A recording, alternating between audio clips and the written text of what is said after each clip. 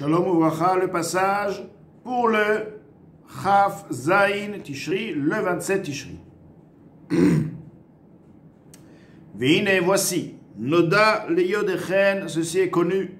Pour ceux qui connaissent Chen, Chochma Nistara, la sagesse cachée, voilée, donc le Plimut à Torah, le côté profond de la Torah, la Chassidut, le Zohar, qui Dvar Hashem. Lorsque le mot Dvar Hashem est là, quel est le sens de parole d'Akadosh Baruch Hu? Fait référence à quoi? Nikra Beshem Shechina. La parole de Dieu est appelée Shechina. Ce qui veut dire, il s'investit dans les mondes, ce qui veut dire la présence divine. Bileshon Razal, dans le langage de nos maîtres de mémoire bénis. C'est ce qui veut dire que nos maîtres de mémoire bénis, lorsqu'ils disent Shechina, ceci veut dire la parole d'Akadosh Baruch Hu, la présence d'Akadosh Baruch Hu.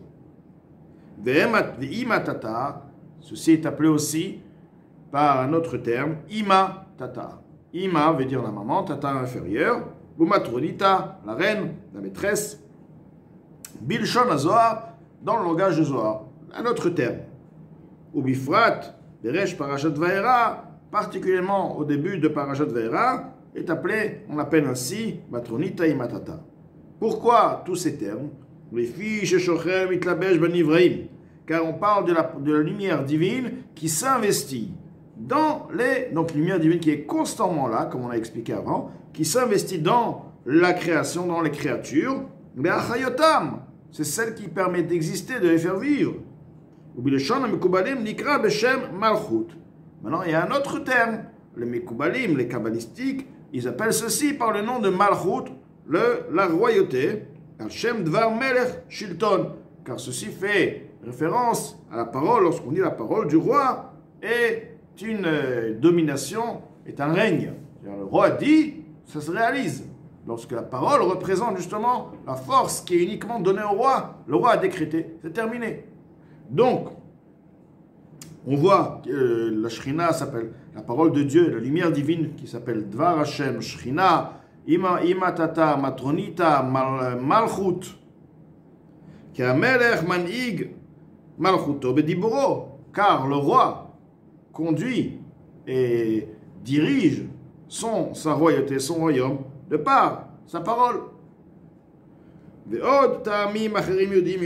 a encore d'autres raisons qui sont connues à ceux qui connaissent Chen, donc la sagesse secrète, voilée, ou Muda Zost. Maintenant, ceci est connu et su.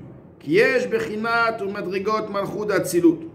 Il y a donc, on va dire que Malchut, la royauté, qui est la parole de Dieu, qui est la lumière divine qui s'investit et qui crée les mondes, qui permet au monde de créer.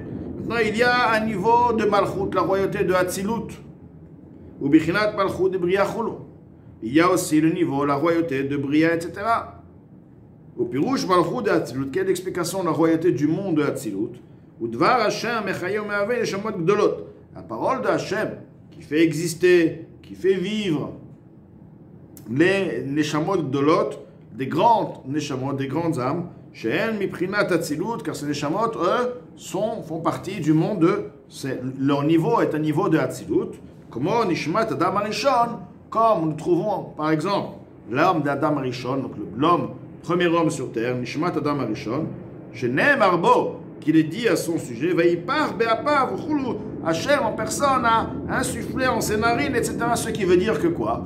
Ce qui veut dire en d'autres termes que maintenant Malchut, il y a Malchut de Atzilut qui va créer tout ce qui est lié aux grandes choses, aux grandes Neshamot, ou comme les Neshamot Avot, et aussi comme les âmes des patriarches, Vaneviim, aussi les prophètes, et Kayotsebaen, et comme eux, Shayu Merkava Hashem.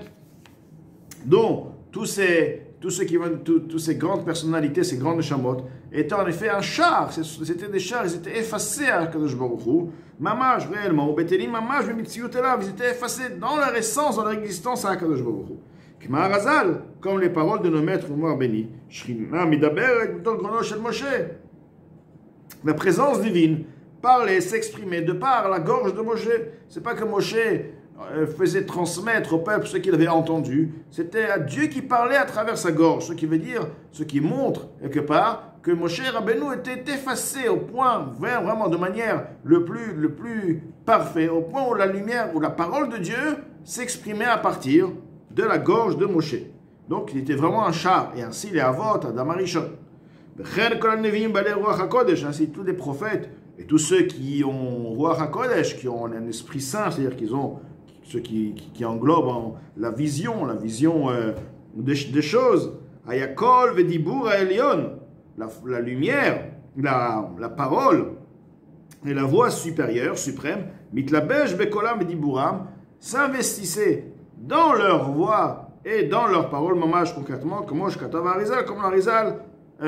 l'Arizal a expliqué, a écrit. Donc il y avait la parole de Moshe Rabbeinu, c'était sa voix, c'est vrai, c'était la voix de Moshe Rabbeinu, on pouvait reconnaître Moshe Rabbeinu, c'était sa voix, c'était pas une voix qui était différente de ce qu'on connaissait. Tout de même, dans cette voix-là, la voix était comme un réceptacle, à l'intérieur de cette voix, à la lumière d'Akadosh Baruch Hu s'investissait, donc Akadosh Baruch Hu, il parlait directement les paroles d'Akadosh Baruch Hu. C'est pourquoi on voit dans la Torah, il y a par exemple des versets qui nous disent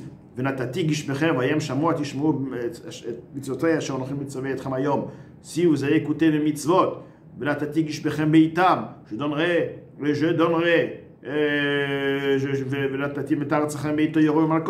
je donnerai la pluie de votre terre, de votre pays, Yoreh Malkosh, la pluie du début de la saison où on sème, et la pluie qui est juste avant la récolte. Il dit donc, Moshe Rabbeinu dit, je donnerai, parce que c'est Moshe Rabbeinu qui donne. Il dit, si vous allez écouter au mitzvot, moi, Moshe Rabbeinu, je vais vous donner la pluie.